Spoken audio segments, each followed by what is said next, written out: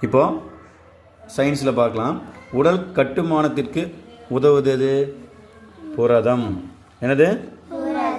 புரதம். உடல் சீராக இயங்குவதற்கு பயன்படுவது தாது உப்புகள். என்னது? தாது உப்புகள். உடல் வளர்ச்சி மற்றும் கட்டுமானத்துக்கு பயன்படுவது நம்ம ஏற்கனவே பார்த்துருக்கோம். கட்டுமானத்துக்கு எது பயன்படுது?